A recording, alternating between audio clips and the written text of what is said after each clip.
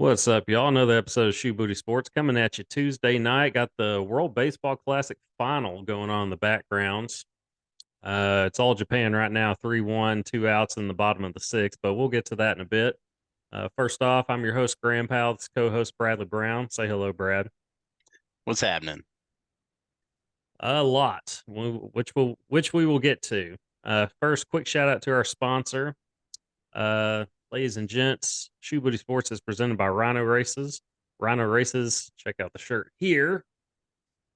Rhino Races is a virtual race series that offers 5 different races: a 5K, 10K, half marathon, a marathon, and the Rhino Ultra. How it works is you sign up for one or all five of their races at rhinoraces.com. Run your race at your convenience, track it with your fitness app, screenshot your results as proof of completion. Submit those results to rhinoraces.com under the submit results section. As soon as your results are verified by Rhino Races staff, your award will be shipped to you by mail. Free shipping on all orders. Also, check out their gear section for t-shirts, wristbands, decals, and more. Again, this t-shirt here, for those of you watching on Spotify and YouTube, pretty dope shirt. But yes, rhinoraces.com. Rhino Races is the premier virtual running series. And also, you can find us, Shoe Booty Sports, on Spotify, Apple, and Google Podcasts, the Wisdom app, subscribe to the YouTube channel, and follow us on Twitter at Shoe Booty Sports. So we got the World Baseball Classic going on right now. We'll update you as that goes, but we're going to do some March Madness recap at the first two rounds. Man, it has lived up to what it does, right? I mean, when does it ever not live up to the hype? March Madness. It's been a lot of fun to watch.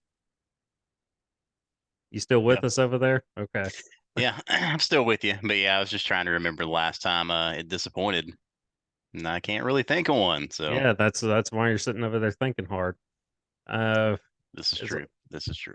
March Madness always fun to watch. Of course, our Hogs are still in it. Shout out to the Arkansas Razorbacks, which we'll get to. But any surprise upsets, teams? Well, of course there was. Um, Arkansas beating Kansas being one. Furman, of course, knocking off Virginia on a loud, gosh, terrific inning to open the night. Essentially, even the whatever they were Tuesday night games, even though they were good games. The play-in games, that is. Yeah. But yeah, a lot of big time matchups, games, some upsets sprinkled in. I have two of my final four picks left. The whole either right side or bottom side of the brackets, but yeah, the bottom side of my bracket's busted. I had Kansas going to the final, and of course my Razorbacks, which I've never been happier to have a bracket busted. I also had Marquette in the other final four. You know, they go down to Michigan State in the round of 32. That was a really good game from what I saw. Michigan State jumped out early, and then quickly it became a close game. Yeah, I'm gonna have to stop picking against Michigan State. They've bit me in the butt the last, I don't know, 3 tournaments. I always pick against them for some reason. They never get it past the second round, but I never learn. Yeah, it's Michigan State, traditional power. Of course, they last won it though in what, like 2000, I think it was. Still, I mean, Maybe. always making noise in the championship or in the tournament. But yeah, big time games, a lot of fun to watch this weekend. It was hard for me to get away from the TV. When that was on. Let's check out my bracket though while I'm talking about it. Did you ever fill one out, by the way? I did. And no one wants to hear about how terrible it is. It's god awful. It's the worst, definitely the worst by far bracket I've filled out, like seriously filled out, not just for funsies, with Arkansas winning it every year. This is most definitely the worst bracket. I don't even know if I have any of the Final Four picked because I had Alabama getting upset in the Elite Eight. Okay. Who do you have beating them in the Elite Eight though? Are they even in it? Oh yeah, I had Arizona beating them. Okay, all right. Yeah, Yeah, okay. I didn't touch up on that one. Obviously, Princeton beating Arizona, But unlike Furman, Princeton's still in it. Princeton beat Missouri, beat them pretty They handily beat them, too. yeah, 15 points. It was not a close game, like throughout. Nope. I kept an eye on the score during the Razorback game. It was not close. No. All Princeton. So Princeton in the Sweet 16 going to play Creighton. Creighton looks pretty dang good from what I've seen. They had most of the year. We of course saw them beat Arkansas when Arkansas was almost at full strength. Nick Smith wasn't playing that game, I don't believe, and he's been a non-factor so far in this tournament, like a complete non-factor, and we'll get to that some too. But didn't they go on a losing streak after they beat us? They may have. I want to say they won the no, I want to say they won the tournament, right? I think they won the or maybe they didn't. I don't remember. Either way, yeah, they could have, but either way, it's Creighton. I mean, it's a solid program. They're always in the tournament and they're always at least making noise. It's no surprise to see them in the Sweet 16. But I have Alabama and Texas. That's who I have left in it. And I'll just kind of go through the East region. I said this last week. It's the most interesting region to me. That, of course, was the one that Purdue was in. Okay, that's another one. Let's talk about Purdue a little bit. Forgot all about Purdue. Yeah. Surprised I didn't lead off the show with this, considering all the trash I talk about them. But I feel rightfully so. I've it's the most overrated college basketball program there is to me, and they only proved my point over the weekend, losing to what Fairleigh Dickinson University. Is that what it is? Yep. Okay. And of course, they go down to FDU. FAU. FDU goes down to FAU the following, two nights later, or 2 days later. But yeah, Purdue goes down. I didn't have them getting past Memphis in the round of 32 anyway. And then, of course, Memphis loses to FAU. Who saw FAU in the Sweet 16, right? Of course, they've only lost, I think, 3 games all year. So I'm sure FAU fans aren't that surprised. Maybe a little bit, but Yeah. they've apparently, I mean, they've been winning games all year. The East is the most interesting region to me. This is who's left in that region. FAU will play Tennessee. Kansas State will play Michigan State. Who do you have coming out of that region?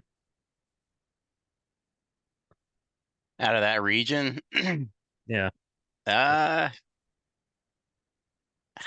don't know. I could see Tennessee getting it done, but I don't know. I kind of like Kansas State. Kansas State beat Kentucky, and they were the higher seed. They were supposed to win if you're going by that. I think Tennessee's going to come out of that region. I think Tennessee's good enough. I think Tennessee's going to come out of the region, get to the Final Four. They won't beat Alabama, but who knows, right? At least they shouldn't beat Alabama. Alabama has not looked good in their they've won, and and here's the thing, they've won by like 20 points these first 2 games of the tournament, and they haven't looked that good. They've had guys look good in spots, but Brandon Miller was a non-factor in the first game, complete non-factor. Second game, he got off to a really slow start. I didn't watch either of their games, so.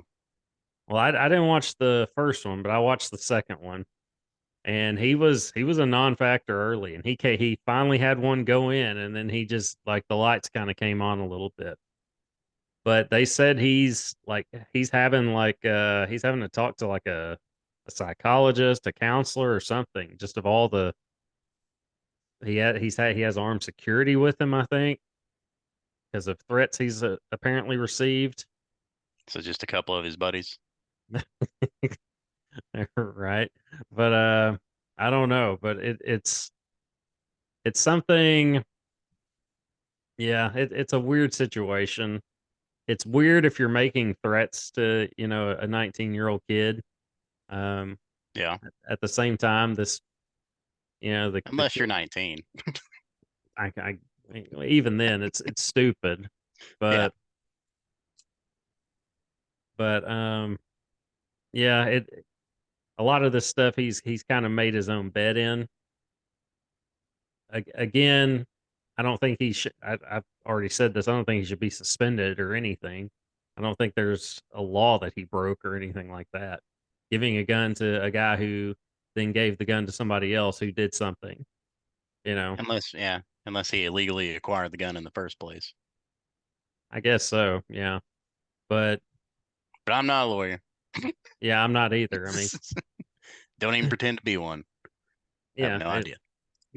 yeah, I won't get into that because I know nothing about it.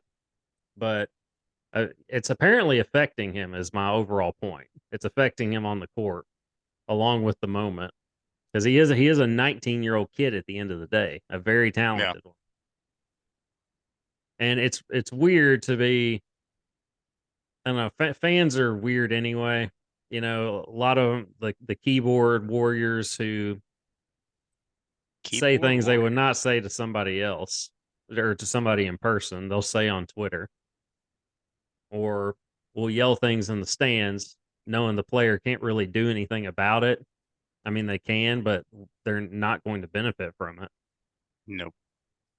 So it's to me, it's like it's a this is going to be a weird comparison. It's like going to hunt at a place that's like you saw in King of the Hill where they're like feeding the deer and the Oh deer yeah, are like a coming to the reserve thing. or something. Yeah, Yeah. it's like going to hunt there or something. It's just it's it's it's BS, it's cowardice, and I don't know, it's just weird. But the point I'm getting way off topic now. But Alabama has not looked that good and they're still winning by 20 points. That's my long version of saying that.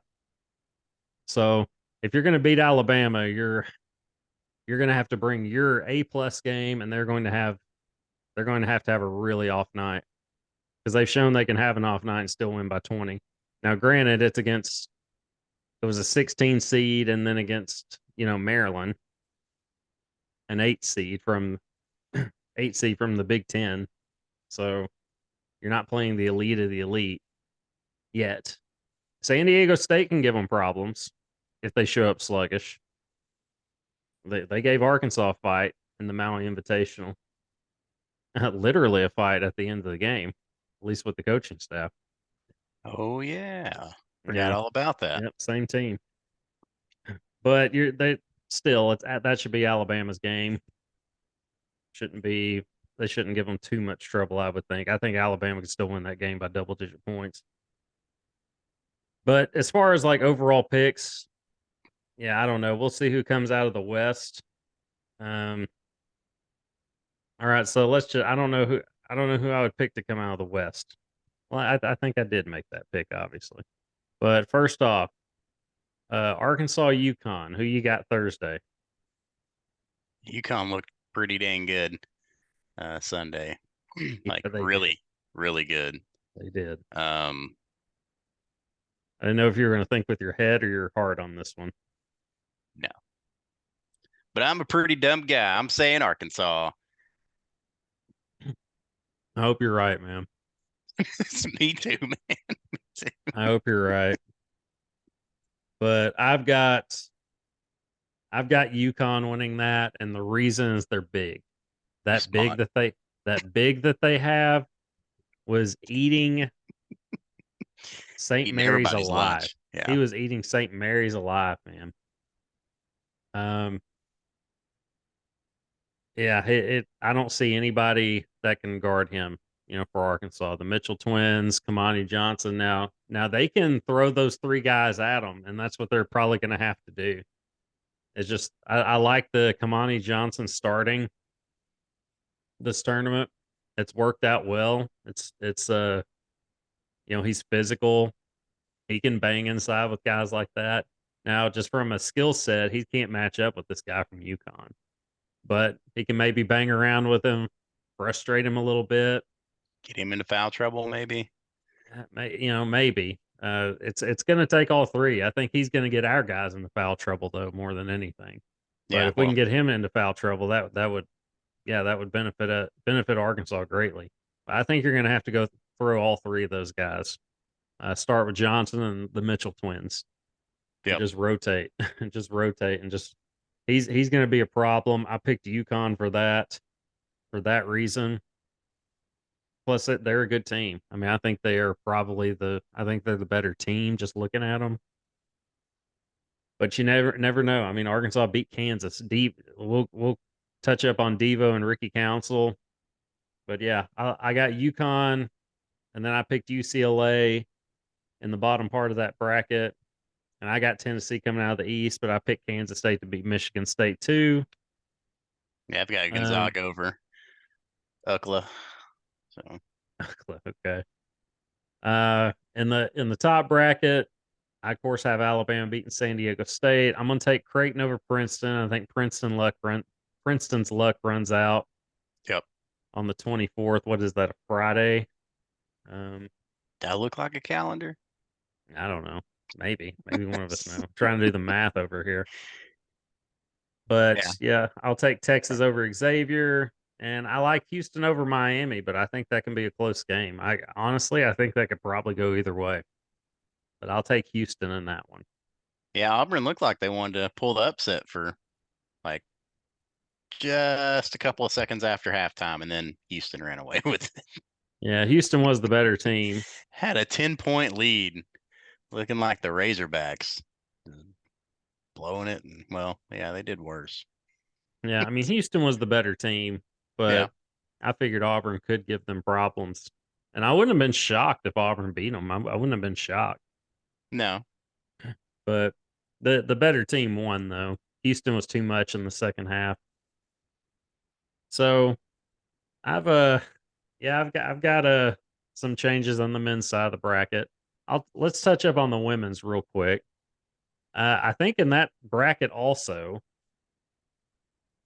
I got to double check here, but I think that's also I'm only down to two that are still. Yep, only two in the final four: South Carolina and Virginia Tech.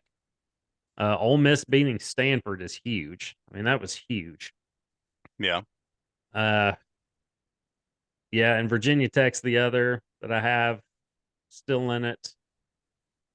Indiana goes down. Indiana goes down to Miami. Miami was some big wins over the weekend, man. Men's and women's side. But I will take. I'll say I'm going to say LSU.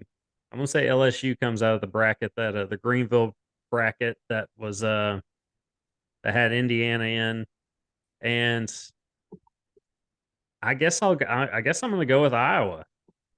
Caitlin Clark being the X factor in that. She's just hitting it from the logo, man. I Just say, did swishing you it. check her out?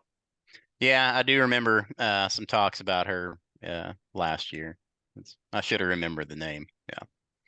Well, I've been told, yeah, I've been told to watch it. Yeah, last couple of years. I've been told to watch out for a couple of times. and last week by me here on this show. But Hey, they play last week's Friday. included in the last year. That's true. They play Friday, I believe. I think it's like a 6:30 game. I'm going to try to check that out. So I'll pick Iowa to come out of that base because the difference maker being Caitlin Clark in that. Um, yeah, still have South Carolina winning it handily though. I don't see anybody coming close to stopping them. No. It'd be fun to see if somebody compete with them, but South Carolina's just that good. They're the new UConn. I mean, and UConn's 30-5, I think, this year. They're still in it and going to the Sweet 16. They're no slouches, of course, but South Carolina's the new dominant team. How many years did they win it straight? Gosh, I don't know, 3, 4, something like that. I thought it was more than that, but I don't know. We'd have to fact check that. You can give it a Google if you want while I'm going over this stuff. But we'll talk about our Razorbacks now. Beating Illinois in the first round. Beating them, it was a good game, but Arkansas was in control the entire way. The Kansas game, my heart was thumping the final 3.5 minutes and didn't stop thumping till maybe 5 or 10 minutes after it was over. yeah. Yeah, I still can't believe it whenever I hear it, but I was there. I mean, but yeah, I was pretty much amped up for the rest of the night, and I couldn't go to sleep until like 1 o'clock. It was bad. And thankfully, Was it a? It was a Saturday game, right? Yep. Yeah. Okay. I was like, thankfully it was Saturday because I didn't have to get up super early the next. I actually did have to kind of get up a little early, but not super early like I do during the week. But it took Devo and Ricky Council to be great. It took them both to be great for Arkansas to pull that off. And when Kansas looked like they were going to run away with it in the second half, Devo Davis, I've said all year, just he's Still, consistently inconsistent. He's our Westbrook. He'll do some great things and then he'll do some things that make you shake your head. which he He did was both in that game. not really. I First mean, that half, he didn't have a lot of mistakes, man. He was pretty he had a lot of, phenomenal. yeah, in the first half, he had some shots that were like, yeah, why are you taking that shot? But then he had some shots that you couldn't believe went in. But I think he took mostly good shots. I don't remember him taking just like a bad shot. Maybe like a long it three or was a something in the rush. first Yeah. half. Yeah. But like the second half, even the shots he missed, they were good shots, and he had the hot hand, so I didn't mind him taking those shots. No. But he became a legend Saturday night. He became an Arkansas Razorback legend Saturday night because tournament Devo, and we've seen this since he's a freshman. NCAA tournament Devo is a different player. He elevates his game. He becomes a he becomes a different animal. It's He's a different guy. He's clutch, and he was a state champion at Jacksonville High School. So I mean, he's got that championship pedigree, and he turns it up. He turns it to a different. Like when I saw Devo as a freshman in the tournament when they get to the Elite Eight. Of course, they've made it ever to the Elite Eight every year he's played. Hopefully that happens again this year. Knock on some wood here on my desk. But I said this guy's going to be amazing. He's going to be amazing for Arkansas. And then the next regular season, his sophomore year, to me, he didn't progress. I won't say he degressed, but he didn't progress really. And then come tournament time, he was that same guy again. And we saw the same thing this season. He's clearly a leader on the floor. One of maybe our best defender, on ball defender. I'd say he's definitely our best on ball defender. Anthony Black is up there too. But yeah, you're going to put Devo on their best offensive player, at least on the perimeter, right? But he's a leader on the floor, clearly, just being an upperclassman now. And he led by example in the second half Saturday against Kansas. Became our offense. Became our offense. Was I mean, I can't say it enough. I mean, he was so smart on the floor. Like the Kansas's big, I can't remember the guy's name. Adams maybe, but he had 4 fouls. Devo knows this. He's attacking him. He's Yep. attacking him, getting to the basket, making phenomenal shots at the basket too. The one where he was like sideways on the backboard and just kind of puts his left arm around. Of course, he's left-handed, and Yeah. it goes in. I mean, and he made it look routine. He made a very difficult shot look routine, I could probably try it 25 times and not make one. right? With my left hand for sure. Yeah. He My left hand, yeah, it's 50 times maybe. I can't say enough good things about Devo Davis and how great he was and how great he was in the post game interview and the interviews after. Just clearly, I mean, he kind of embodies what being an Arkansas Razorback is, and I high praise for the kid. I was supremely impressed, and I don't get impressed easy. I'm not this hardcore, super tough critic, but who over criticizes. But I don't get impressed easy. I was very impressed with Devo Davis Saturday night. He took tournament Devo to legendary status. And then he fouls out with, a little over 3 minutes left to play. And When that happened, I said it's over. I had said that. I said it's over. It was still very close, but I was like, he's been our guy, and he's Yep. out of the game now. And it was kind of a silly foul. You know, it was a bang bang thing, but it was a silly foul on his part. But I was like, yeah, that's what it was. It was a good run. And then Ricky Council completely took over. How I can't throughout the regular season, I watched Ricky Council go to the line and make one of two free throws. I don't remember him ever going to the line and making both free throws. He made every free throw, and the one that he didn't make, Jordan Walsh, it was just it's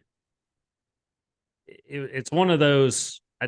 I'm not sure how he did it. You know, Walsh gets a hand on it, it bounces to the right spot, and then bounces to Ricky Council, who goes up, goes back to the line, makes two two more, puts the Hogs up by 3. But and Council made very difficult shots. You know, on Arkansas Razorback possessions that he took over. He picked up where Devo left off and finished the game. Devo Yeah. got him back in it, and like Devo got him in it, got him back in it, and Council finished it off. He put him over the top. It was just Jordan Walsh played very well. Jordan Walsh has Yeah. looked really good. It's not necessarily going to show up on the stat sheet what he does, but Jordan Walsh has played very well this tournament. I Yeah. can't say I can't say enough good things about those three, especially Devo and Council. Um, I love Kamani Johnson getting in the starting lineup, and this seemed like a last minute thing, you know, putting him in because they switched the line. They had to when they were announcing the lineups, they had to say, "Well, this is what we have, but this is what they're putting out on the floor." I think it was one of the Mitchell twins that was starting. Might have been both Mitchell twins out there, and Kamani Johnson was in their place, and he of course started the game against Kansas. I love him starting. I don't think Muss is going to mess with that, especially with this big UConn has. I think he's going to stick with that. I love that. Nick Smith, we'll talk about him. This is, of course, the freshman that highly touted Razorback coming in. If I'm being, I don't want to be overly critical. Love that he's a Razorback. He's really only been great one game. He's really only lived up to that hype level one game, and that was the Georgia game when he dropped 26, I believe it was. Was amazing that game. Was spectacular. Yeah. But that's the only time I've seen him live up to that level of hype. This tournament, he's been a non-factor. Is he still a guy you want on your team? Of course. Of course. But and here's the butt part. He's and I'm as I say this, he's playing like a guy who knows NBA scouts are watching. That was my thought when I saw him playing, especially in the first round, Yeah. and even early in the second game. He's playing like a guy that knows NBA scouts are watching, and he wants to impress them. And I don't think he's doing that selfishly. I want to be careful how I say that. I don't think he's doing that selfishly. I think he's like, I've got to step my game up. It's the tournament. We lose, we go home. I got to step my game up. I got to do more. And I think he's not playing his game as a result. Like he's forcing stuff on offense. He's making bad decisions with the ball. He picked up two bad fouls early in the Kansas game. Yeah. He's not playing his game. He's letting the moment be too big. He's making the moment bigger than it should be. Of course, it's not just any other game. It's the NCAA tournament. You lose, you go home. But elevate your game, and this is easier said than done. Elevate your game. Don't let the moment be bigger than it needs to be. Don't let the moment overwhelm you. Just go out there and play your game. What do we see from LeBron in his first trip to the finals with the Miami Heat? He crumbled, right? I Yeah. mean, just he crumbled. He looked like he was having a panic attack out on the floor. He was taking jump shots over like a whatever JJ Barea that's like my height, right? When LeBron's 6'8" and could have taken him to the basket or posted up on him, whatever. Instead, he was taking ill-advised brick shots. And LeBron from then on in the finals has been spectacular, right? Because he's just playing his game. He realized, like, hey, yeah, I got to play my game.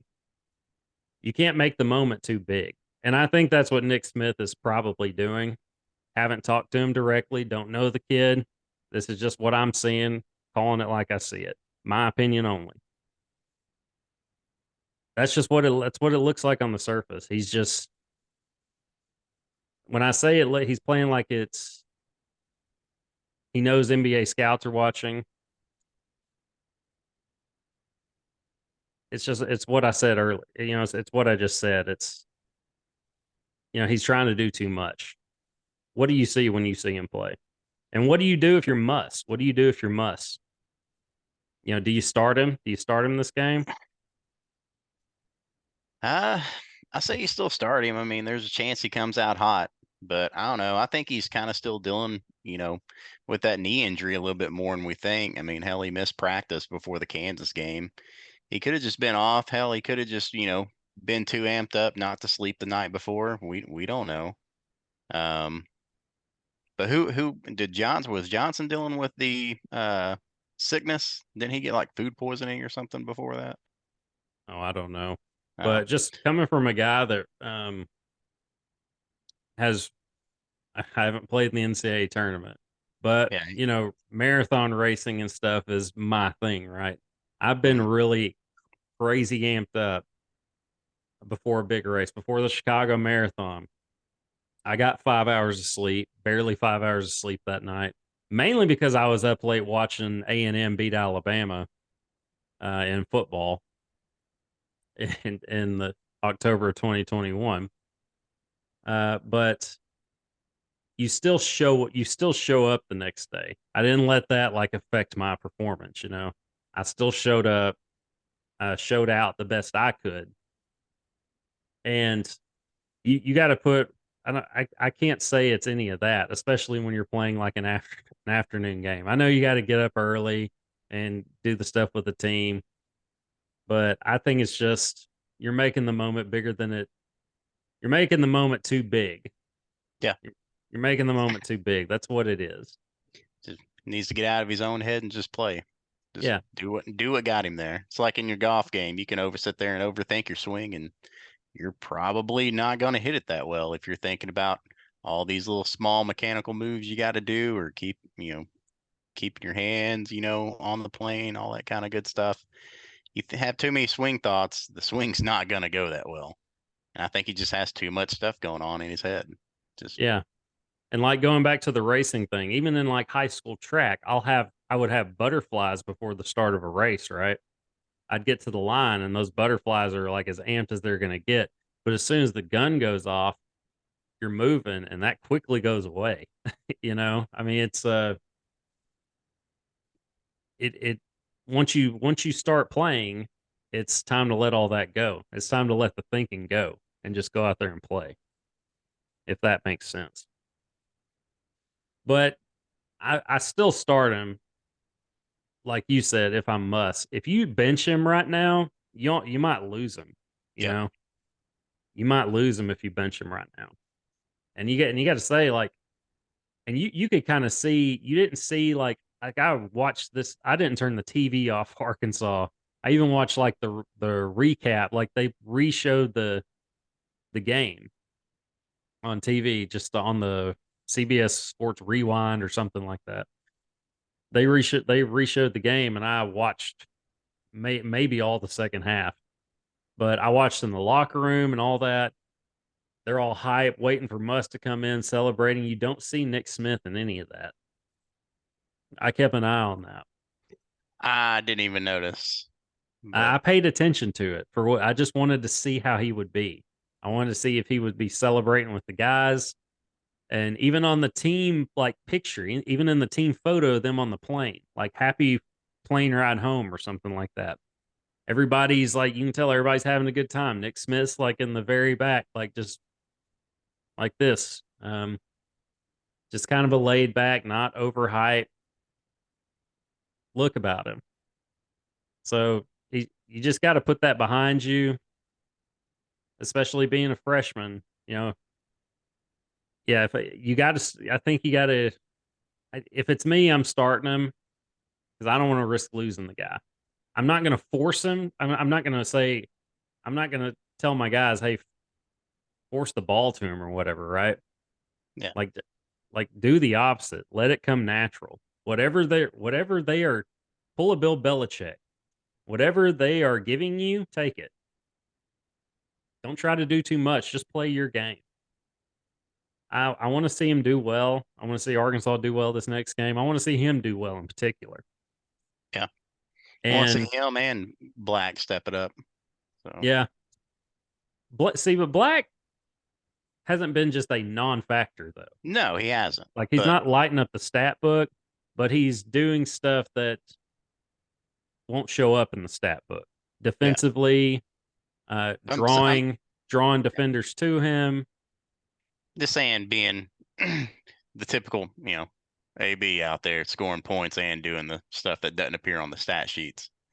He's just Being what he's been all year, which is the best player yes. for the Razorbacks. Yeah, I know what you're saying there. I do want to see that, and I want to see Devo continue to be tournament Devo, and Ricky Council play like the veteran upperclassman we saw last game. Yep. But Woo Pig Sooie, either way, um, that's going to be a fun game to watch Thursday. Hopefully, I'm wrong. Hopefully, my pick is wrong. Okay, we're gonna bounce out of here, but first, okay, update on the World Baseball Classic, top of the eighth. USA has cut it to 2-3. So USA at bat right now. I can't see. It's one Nobody's out. on, right? No, yeah. Okay. Well, let's get off of here and go check that out. Hopefully, we'll have some good things to say about it and more March Madness stuff in next week's episode. But till then, we're gonna get out of here. So till next time, y'all. Show's Graham Powell, co-host Brother Brown, woo pig. Woo Pig. Deuces, y'all.